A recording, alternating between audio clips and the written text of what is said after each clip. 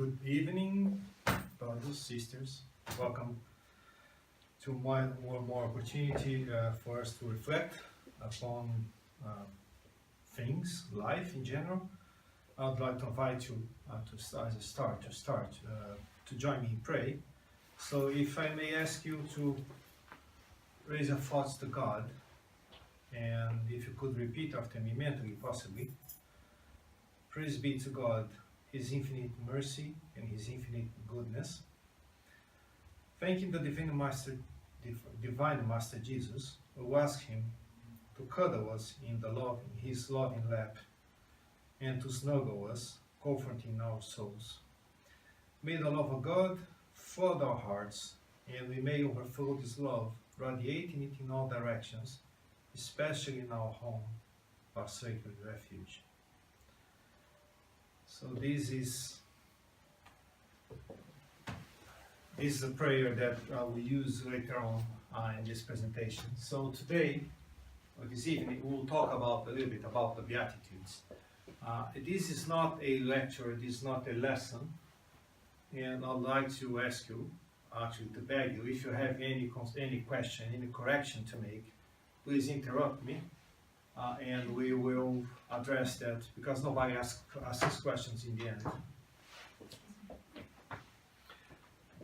So, what are the Beatitudes? If you're not familiar with the Sermon on the Mount, there was a situation in which Jesus, there are versions that say that these address that he gave in a hill close to where he lived happened every day, and then it was captured as a single event. However, there are other versions that say that it was a single event. And so let's talk about the Beatitudes. But before that, I would like to make a small note here. So the greatest commandment, as per the Gospel according to Matthew, hearing that Jesus has silenced the Sadducees, the Pharisees got together. One of them, an expert in the law, tested him with this question: "Teacher, which is the greatest commandment in the law?" And Jesus replied, "Love the Lord your God with all your heart, and with your soul, and with all your mind. And the second is, love your neighbor as yourself. All the law and the prophets hang on these two commandments." So, Jesus was very specific, and he said, simply, what we have to do is to love each other after loving God. Well, we have to remember that we have God's DNA in us. So when we love each other, we are loving God by proxy. I hope this makes sense. So, but we are too thick.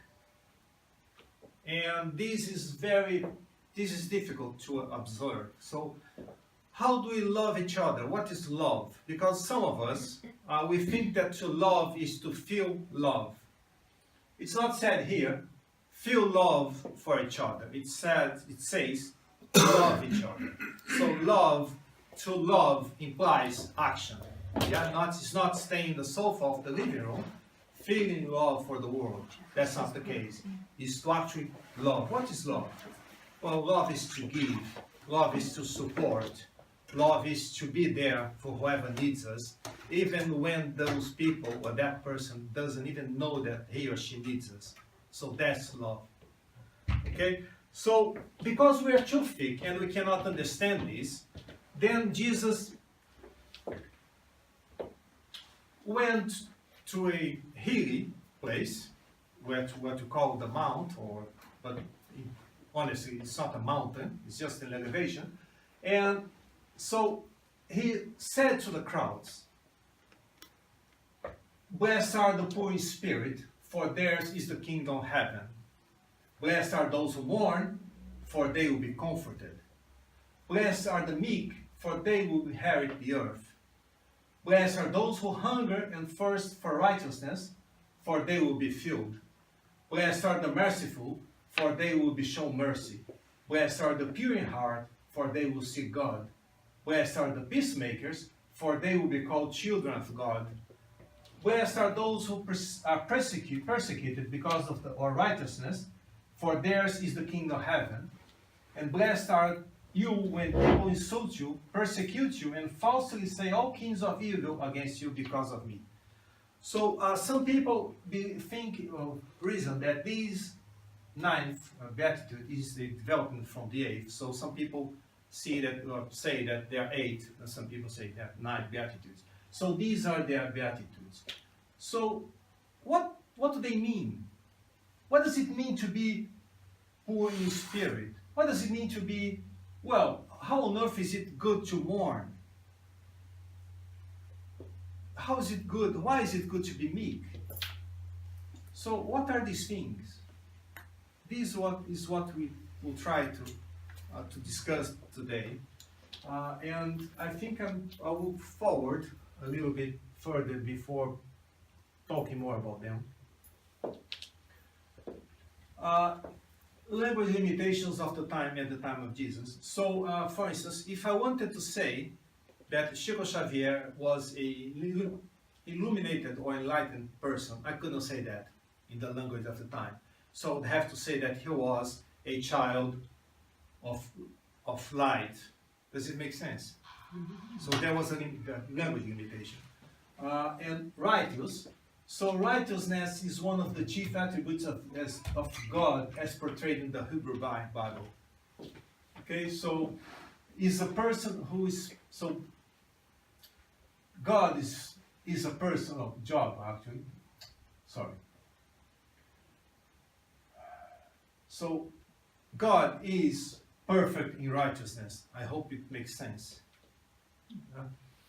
So there are some references to that, and in all the Old Testament, we see that God as being the righteous by excellence. So when we talk about righteousness, we are talking about a very, very godly attribute, if it makes sense. Okay? If there is such word. I can be inventing words. So let's see these. In the Spirit's book, there's, in this chapter 1 of the second book, there is a question about general characteristics of second order for spirits, which are good spirits. And it says predominance of spirit over matter, desire for excellence, and they already share the felicity of higher spheres. Okay? So as we progress, we become happier. Let's see that. Pure spirits, first order. The influence of matter is new. Okay, no influence of matter in pure spirits when incarnated. And they only have one class, and they are in the enjoyment of beatitude, which is unalterable. Does it make sense? So, you see, look at the word here, beatitude. So pure spirits, they are in the enjoyment of a beatitude. What does it mean, a beatitude? It's to be happy, isn't it, in a way? Because when you say blessed, we can think, oh, someone has been blessed because he's protected by some sort. But in this case, when you talk about the Beatitudes, blessed means a state of happiness. Does it make sense? Are you all happy with that? Or blessed? Okay, so perfect happiness belongs exclusively to the state of perfection, that is to say, of the Spirit's complete purification. That's from Heaven and Hell, chapter 4, the penal code of life to come. So, I think we can connect the dots here. As you can see, pure spirits are in the enjoyment of a beatitude, which is unalterable. They are perfectly happy.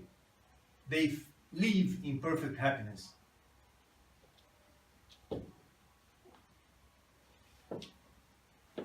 So, then again, so now we can talk a little bit about the Beatitudes. Would anyone like to ask any question? Okay. So, in the Beatitudes, the word blessed implies, or may imply, or can imply happy. Or happy with that. Different happy, but.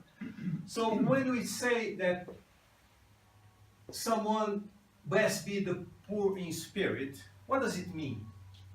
Well, these are the real words. Let's focus on these now. So what does it mean to be poor in spirit? Well, for you to be poor in spirit, what does it mean to be poor in a mundane interpretation of use of the word? It means that, well, we need or would like, or we could use some enrichment. Yeah? Material enrichment. So when we are poor in spirit, we know that we can enrich ourselves spiritually. Okay? Those who mourn, they will be comforted. You see, there's no fun in mourn, but it means that those who mourn will be comforted. What does it mean to mourn? It's to suffer, isn't it? We mourn because we're suffering. Why do we suffer? Well, because we are experiencing something that doesn't make us too happy, possibly. So why does it happen? Why do we go through suffering situations? Well, because sometimes that's the tool we have to learn or to be, excited, or to be excited to change. Does it make sense? So sometimes we have habits that won't take us further, in the right direction at least. So sometimes we need some motivation to change. And sometimes it comes for pain or for suffering. Does it make sense? So the meek, because they will inherit the earth. Now, what's good about being meek? Well, the good thing about being meek is that the world could be a catastrophe, and we don't change, do we? We don't get uncomfortable when something else happens outside and something bad happens outside. We are patient, aren't we? We cope with things without getting distressed. So they will inherit the earth. So what does it mean they will inherit the earth? Well, there are several interpretations for that. The one I prefer is that the earth, in that context, is ourselves. It's our world. We, our temple, our body, our balance. Okay? Those who hunger and thirst for righteousness, because they will be filled. So, what's righteousness? It's one of the attributes of the perfect one, isn't it? So as we evolve, we become more and more righteous, don't we? That's the idea. So those who hunger and thirst for righteousness is those who want to evolve as spirit,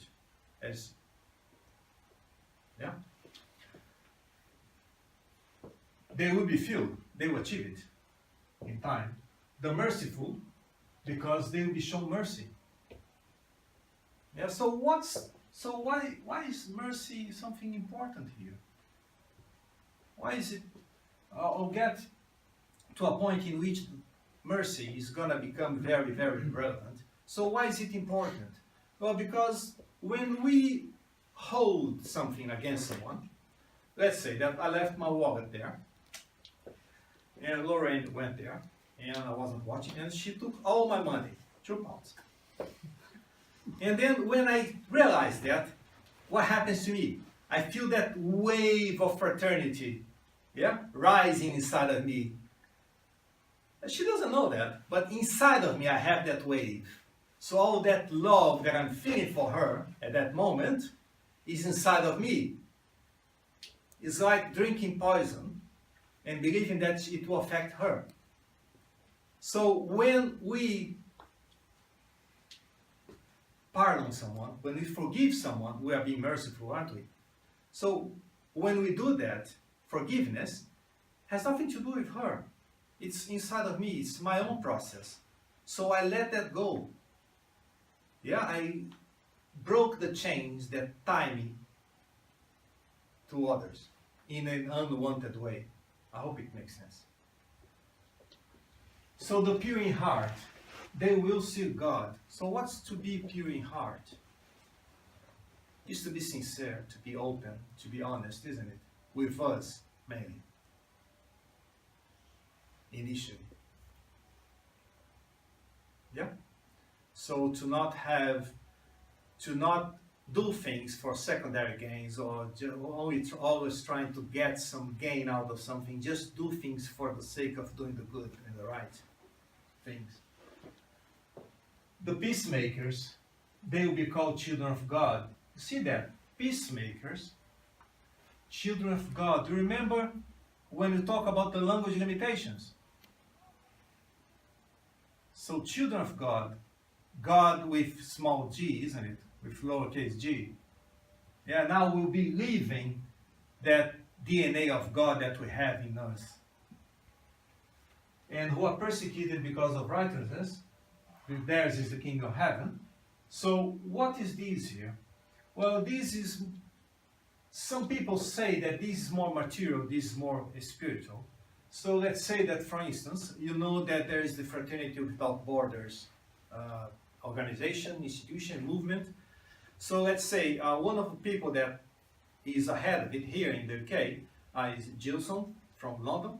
So let's say that every time he does something good and he's praised by some reason, for instance, the organization itself gets an award and he represents the organization and he's there and he's being shown, everybody's seeing him. Oh, nobody's seeing me, so I get jealous of him and I start boycotting him. Yeah? Saying that he thinks he's not, saying that he's making secondary gains out of this institution. I could invent things to reduce or to allow, not to reduce, but to stain his image and to feel that him is closer to me, and that could make me feel good about myself. Does it make sense? Yeah? And when people insult you, persecute you, and they falsely say all kinds of evil against you because of me. And then I think this is a further step, because this is because of Jesus. What's that? Well, it's when you go out and you comfort people. You take the gospel, you take the love of Jesus.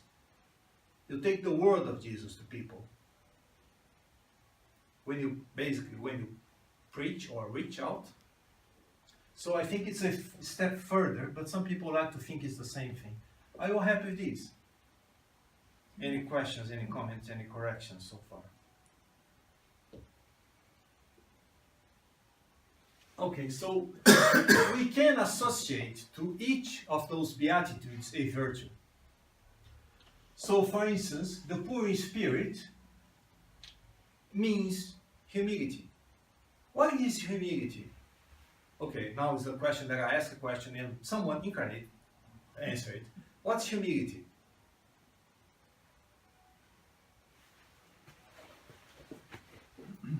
Okay. Not the ego. Yeah, it's a very tricky question, because we think that being to have humility is when you pretend to be very humble, or you are very humble. But the thing is, to have humility means that you know who you are and know what you are not. Yeah? So we know that there is something called incarnatory programming, or program, or whatever it's called in English. So when we are to incarnate, there is a program that's written for us to do, things for us to do. And we receive the body that we need for that experience.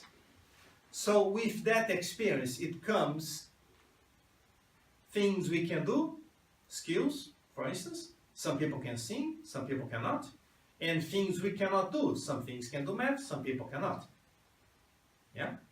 So when you are good in something, when you are gifted by some skill that you have, when you renounce it, you are not praising God. You're not showing your thankfulness to God for the skill you have. And if you're not using it, you are just giving up something that was given to you for a reason. Does it make sense? And in general, this thing that's been given to you will help you to grow other things. Does it make sense? Yeah? Okay. So that's humility. So those who mourn, the virtue that we can associate to mourn is resignation. So when there's something that we don't like and we have to face, we have two options. We can accept and resignate and be humble through God's will, or we can rebel. So these are the two things. So these situations that happens to us, they are tools for us to develop our resignation, to accept the wishes or the will of God. I hope it makes sense. The meek, for they will inherit the earth. So meekness, patience to accept that everything happens for a reason. And all things pass. There was a moment in which Emmanuel said, Chico Xavier, or Francis Xavier, to write down, these will pass. I don't remember exactly what the words are, and to put in his bed. So the good things pass and the bad things pass. All the things pass. Okay? So we have to be patient to wait for things to finish when they are not the things we want. Yeah, the things that make us suffer. Those are hunger and thirst for righteousness. So we need to have faith, because if we didn't have faith, why on earth would we want to become righteous? Yeah. So we have to have faith in the things that we know and we can't see. And don't be fooled. Faith is something that we develop. It's something that we can have.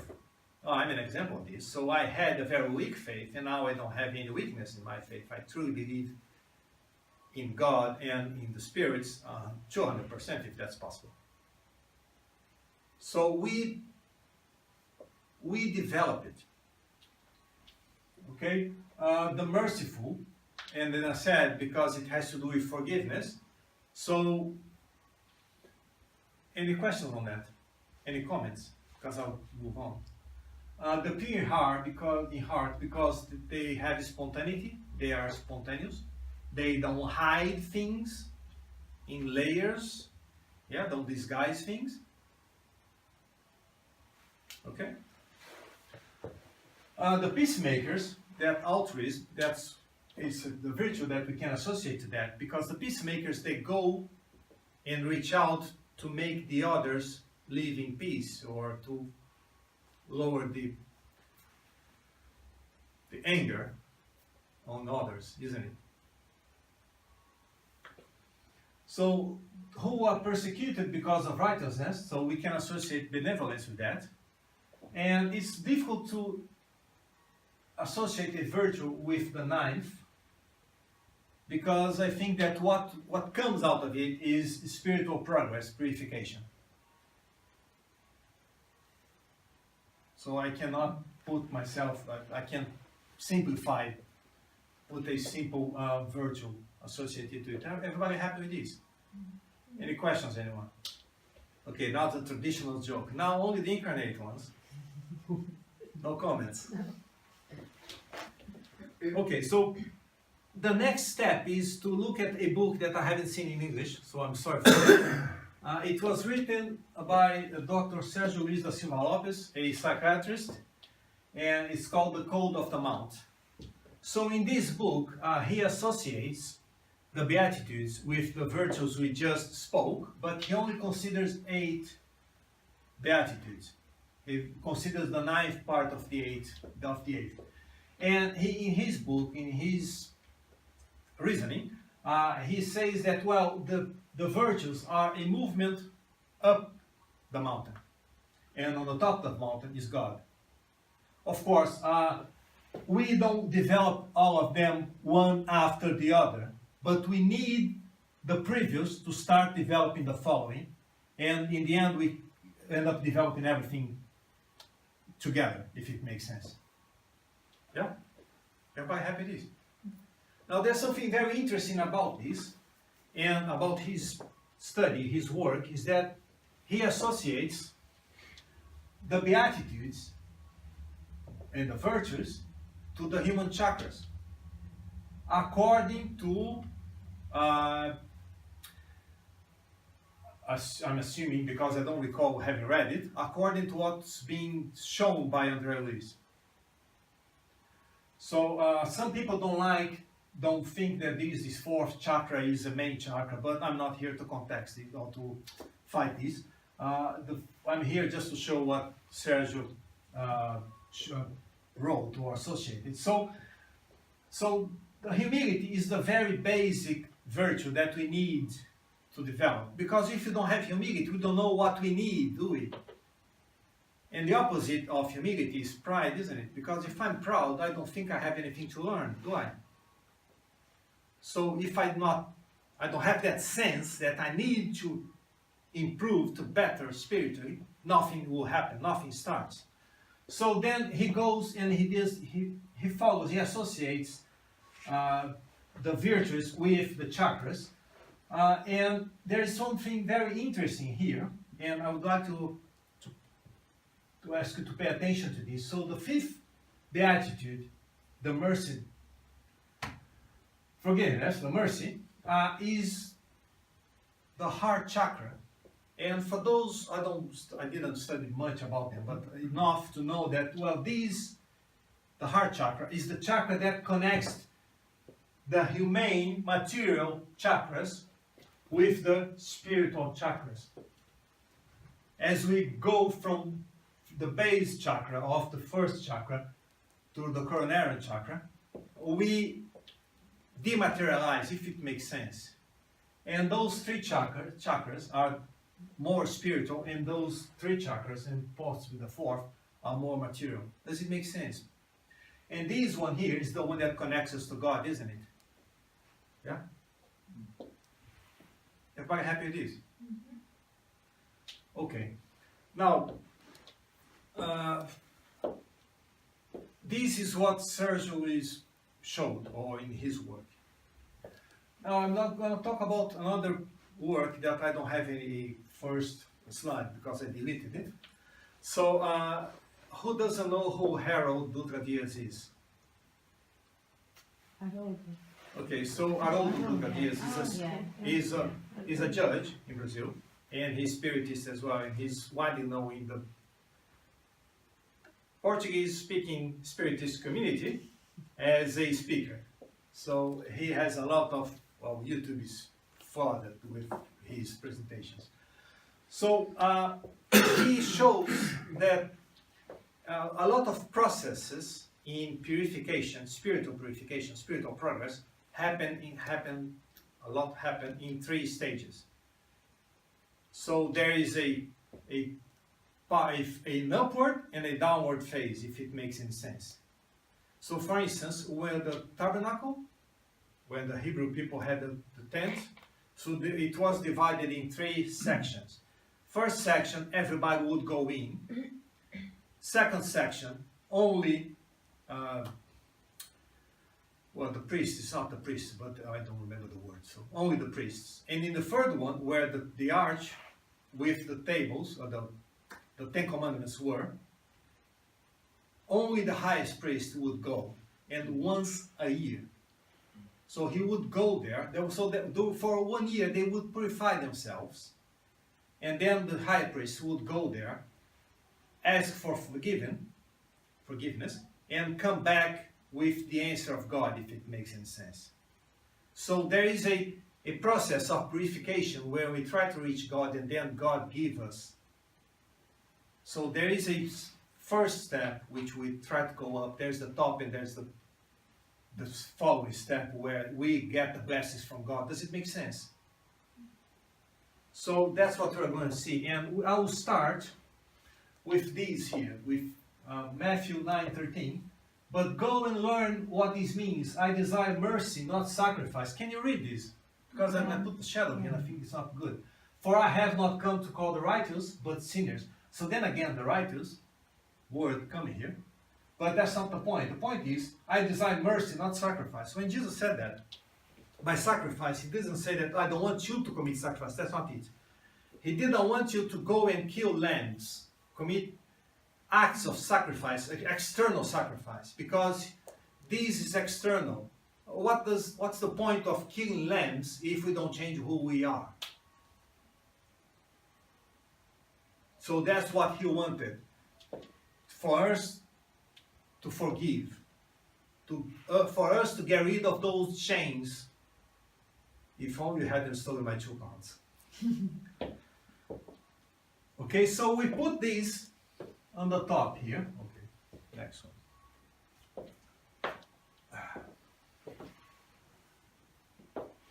So the 5th beatitude is the highest one, is the tilting point. Is the moment in which we connect to God. Does it make sense? Because when we let go of things, we are connecting to God. That's the first connection we do. It's going to make sense, I hope. So the path, the upwards path is, well, is the 4 first beatitudes. So why is that? Well, because first of all, we are going, when we have humility, is a process between we and ourselves, isn't it? It's internal to me. There is no interaction with anyone external. Does it make sense? When I suffer and I accept the suffering as something that is necessary for me to purge my mistakes or my stains or my bad habits, it's with me. There's nothing to do with anyone else, does it? Yeah? So the meek, they are patient, but they are not affected by what happens around them, but they don't interact outwards, only inwards. Does it make sense? Now, when we have faith, when we start to develop the faith, we are connecting to God, aren't we? So we are starting to actually reach out to God. Yeah? So there is a spiritual movement in this. When we become merciful, in ways, partially at least, we start to forgive our peers, isn't it? Still, we're not doing anything with them. We're not interacting. It's still an internal spiritual process, but it's from us to us, but involves the others. Does it make sense?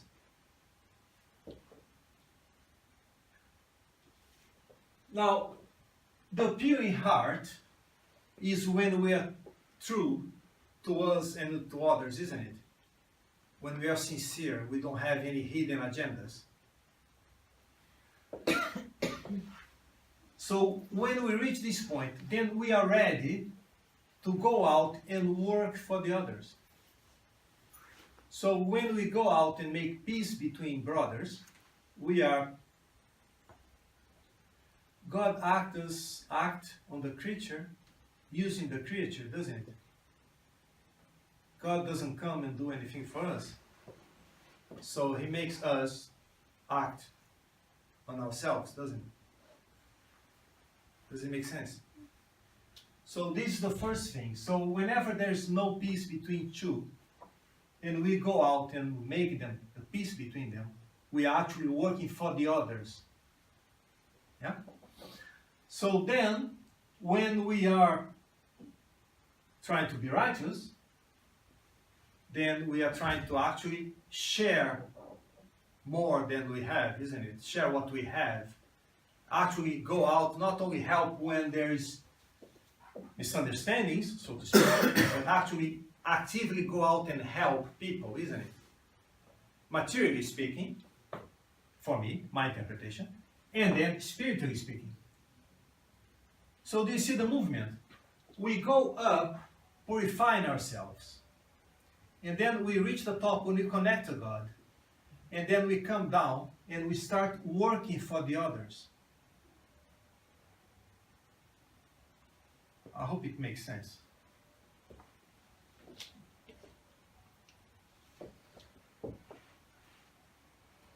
So here I put this in this way. So here is a phase or the Beatitudes that relate to ourselves, from us to us. Here, those that relate to the divinity, to God. And here, those that relate to the others. Does it make sense? This process here. So what happens? We go, we raise, we lift, we reach God. We reach God. It's a picture. And then we come back and we work for the others. Does it make sense? So it's a process of purification, of our purification. So when we finish, if that day ever comes, our purification, will be pure spirits, won't we? So the pure spirits, if you recall the beginning, they experience the happiness of a state of beatitude, don't they? So does it make sense how the Beatitudes are a lesson for us? And that's what I said in the beginning, when Jesus said, well, love God above all things and love each other as you'd like to be loved, or as I loved you, it doesn't really matter.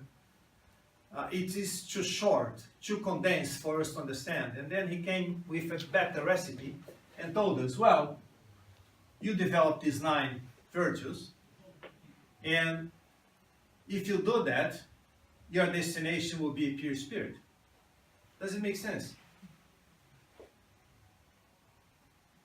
I'm just wondering, because you have just mentioned that process to sort of get to the point where we connect with God and then we work for others.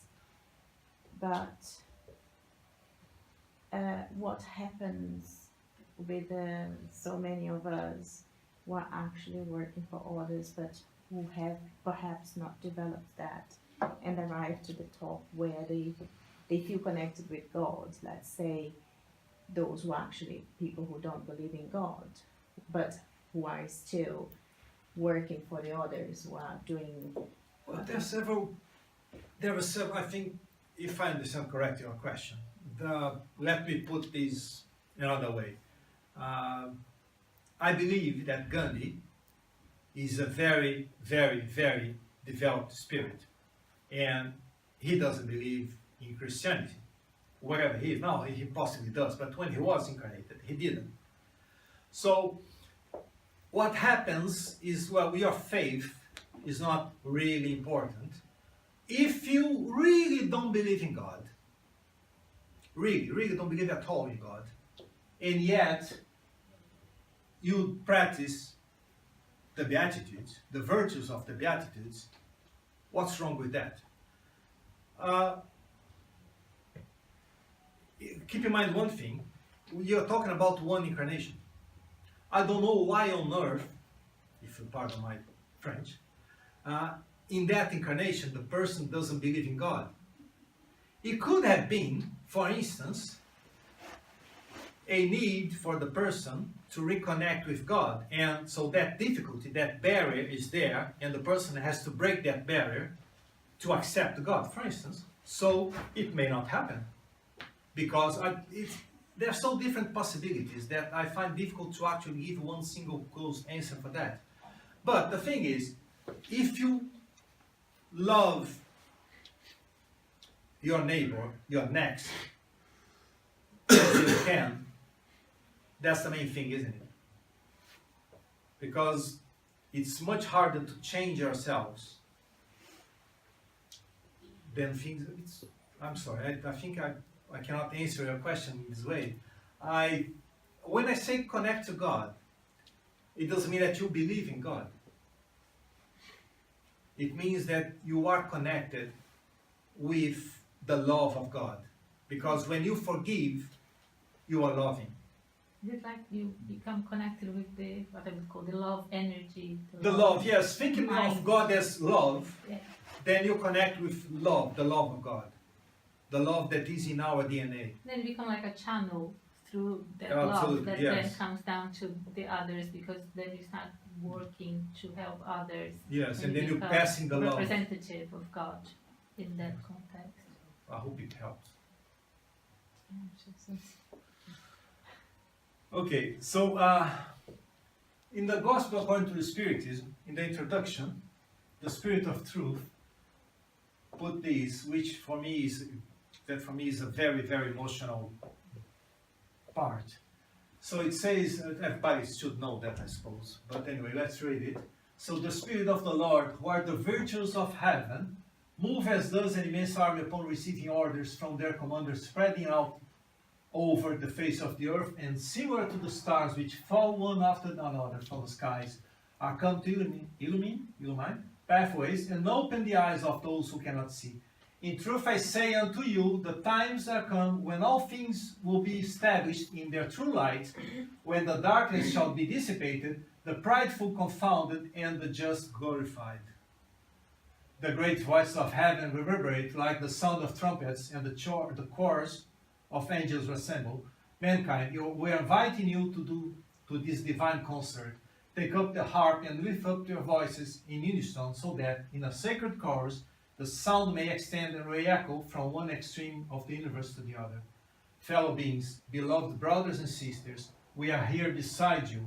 Love one another and say from the bottom of your hearts, Lord, Lord. In so doing, you fulfill the wishes of the Father who is in heaven. Then you too may enter into the kingdom of heaven. So as you can see, the virtues which are associated to the Beatitudes, just, and the just here in the righteous. Okay, so these, in the introduction of the Gospel according to the Spiritism, we have links to the Beatitudes. So the beauty about this, about Spiritism, I suppose everything is enlaced, everything is connected. You pull one thread here and you find the other end easily. I would like to, I know we don't have much time, so I'd like to talk a little bit about the prayer, and I hope there is a reason in it, I hope it makes sense. So what is the prayer? What is a prayer? Well, a prayer is when we open a channel through our thoughts to the good spirits, our benefactors, to God through whoever is in the path. Does it make sense? So when we can synchronize, not synchronize, is it? When we can find, I can't find the word now. Fine tune. Tune. When you can tune with the right frequency and we go through this path, we connect with those that we are responsible to. Keep in mind, God acts in the creature or in the creation through the creature. So we connect with those who can help us.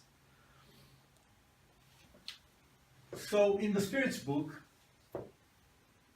why on earth am I talking about adoration here? Well, we'll see. So what does adoration consist? Because we think that in the adoration is something fanatic that we are ashamed to do. But when we elevate our thought towards God, we are adoring God. Through adoration, the soul draws near to Him. Spring is coming. Who doesn't feel touched when you go out in the morning, the sky is blue and the birds are singing? When you do that, you are praising God. Okay? Who doesn't well, for those who haven't had the opportunity of seeing the sunset in Rio, sorry, but for those who did, when you go to the Ipanema beach and you look at the sun setting and you don't get involved in that, sorry, there's something wrong with you, but you feel that, you appreciate that, you feel touched by the beauty. So you are adoring God. So we do that. We praise God in ways we didn't know we do. What's the general character of a prayer? Prayer is an act of adoration. To pray to God is to think of Him, to draw near to Him, to put oneself in communication with Him. So we should ask for do three things when we pray: to praise, to ask, and to thank.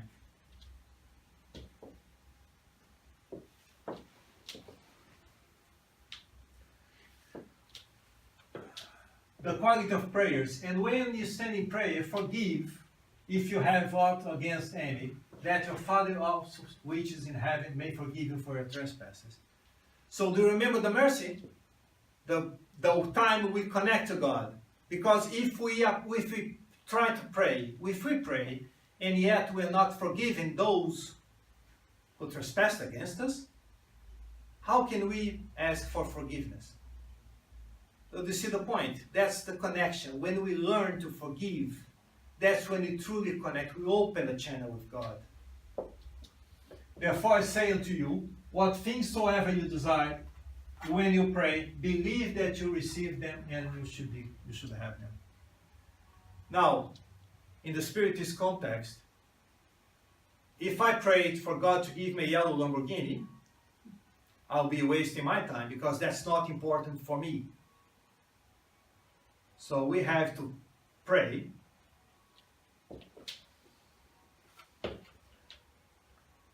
Hold on. Oh. Sorry, where is it? Yeah. We have to praise, to ask, and to thank.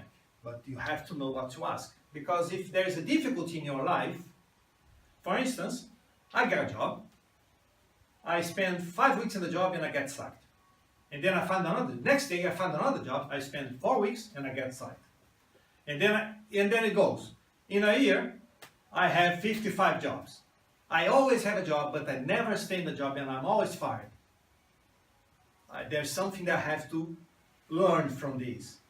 So I cannot I can ask for God, God, give me a stable job that I will end up the rest of my days doing that job. That's not going to happen.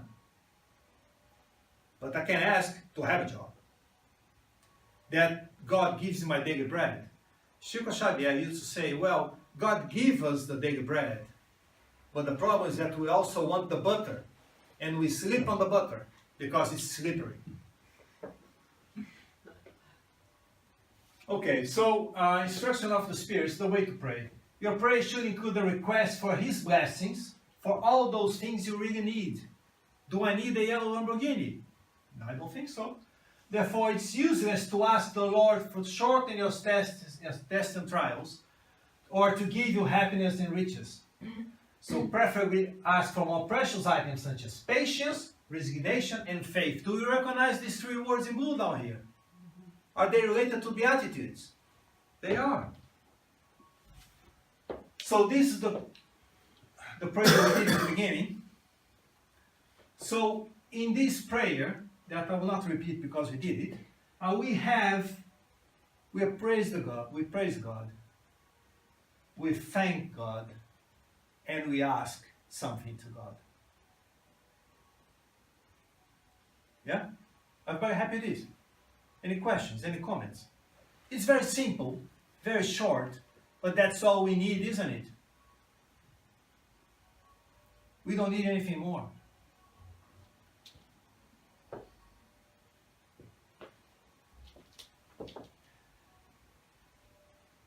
I never thought of Lamborghini, but one ride would be nice.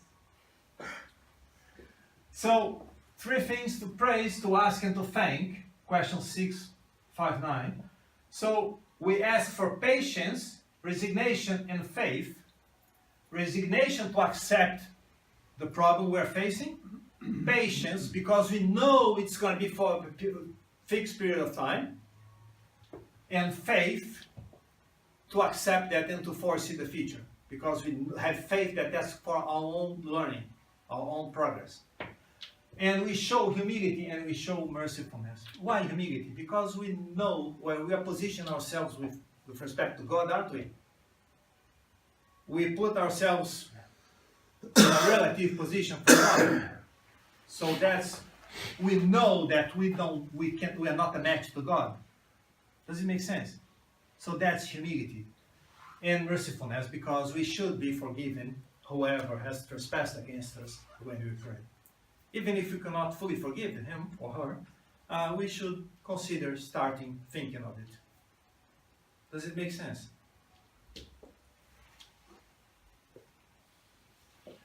So we're coming to a conclusion now. So the Beatitudes are a recipe for spiritual development progress. Does it make sense?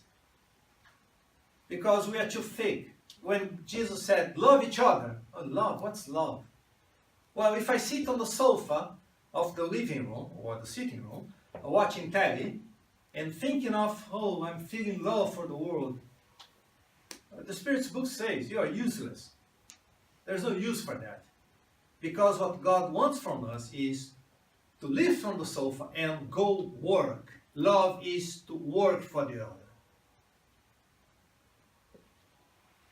So, in the third book of the Spirit's books, there are the moral laws. And chapter 11 is the law of justice, of love, and of charity. So this is more enrichment. It has not really anything to do with the Beatitudes in principle, but I think it's interesting. So there's a law of justice, love, and charity. There is no law of justice. There is no law of love, there is no law of charity. It's one single law with these three things. Why? Because justice and charity are manifestations of love. Okay? And then I did this interesting connection here. Actually, I'm borrowing it from someone else, I suppose. So we have three revelations. So in Moses, we're given justice, or the Hebrew people were given justice. Jesus brought us love, and the Spiritism has a central idea, charity, a central idea. Does it make sense? So then, without charity, there's no salvation. I hope this is the right sentence in English. Yeah.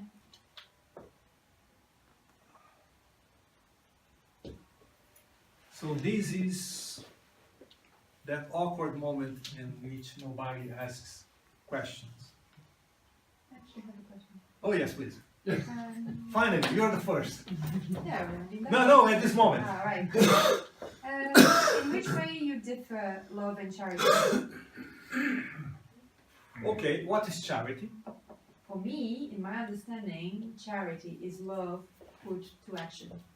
So basically, like the way you were conceiving love when you were explaining, making the relation of like sitting in front of the television and thinking, and spreading love thoughts like to the world as being something useless. I mean, you're not being charitable, you're not putting your love to use. So that's the way I understand it. Charity is a manifestation of love. So you apply love through charity, but you also apply love through justice. Imagine this, you have a teenager son, and he doesn't want to shower. And then you tell him, you don't have to shower, but if you don't shower, something that you want will not happen to you.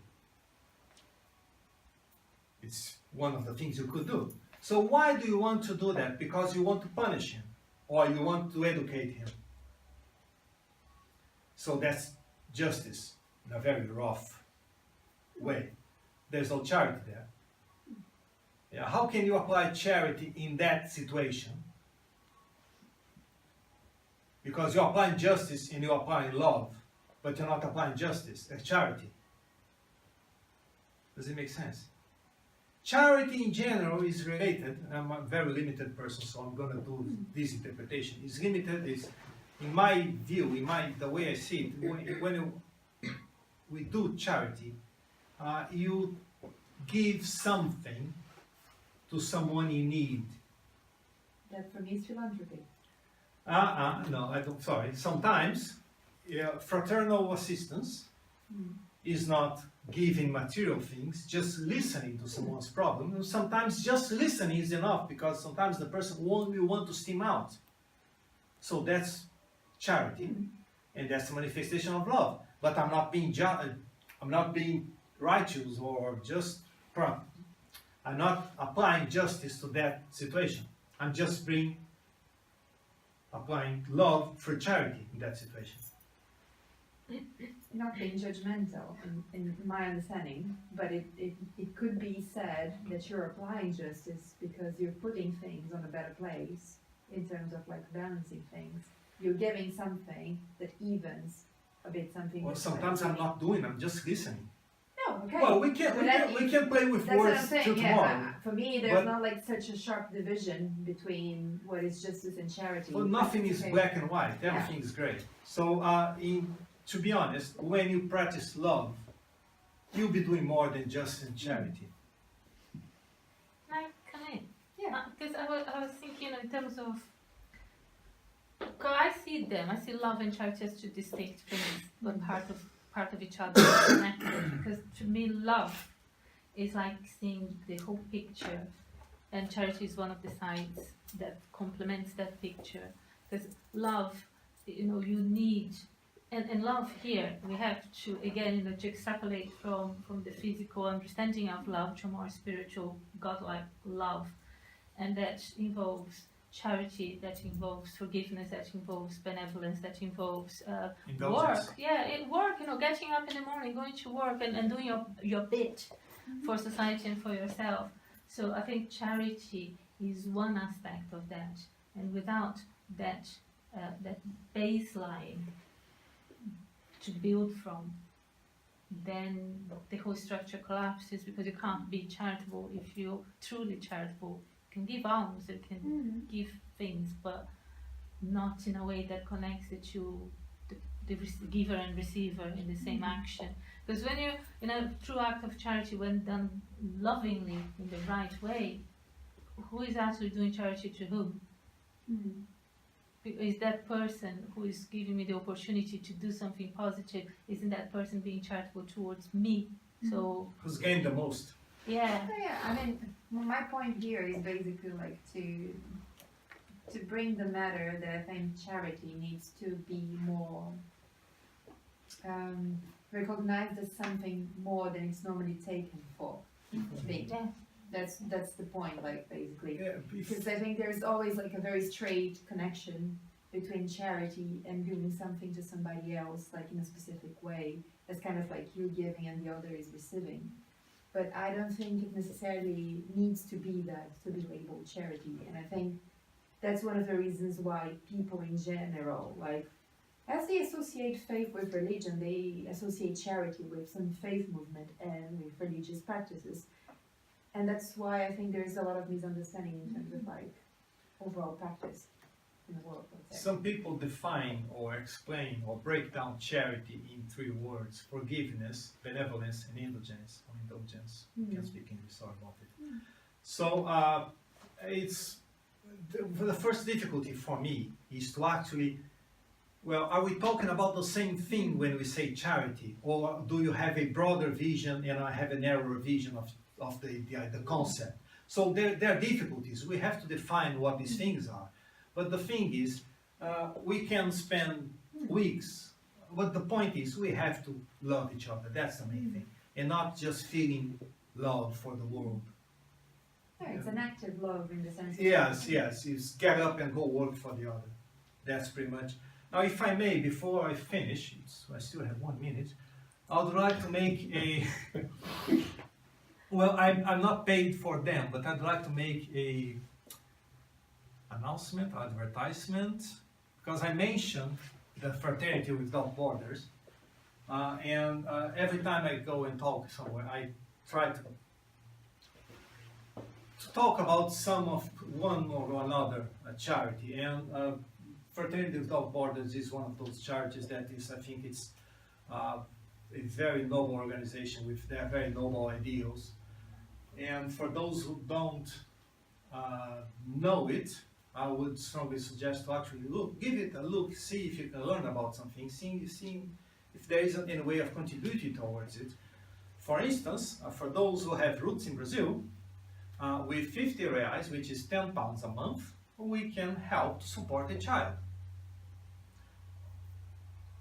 So I'm not suggesting that you should all do that, but I'm just saying, so they act in places where help is needed, love is needed, and it's a charity. So I just would like to advertise this, not because I have anything to gain with it, but because it's a worthy organization and a lot of love results from their actions. And finally, thank you. Thank you.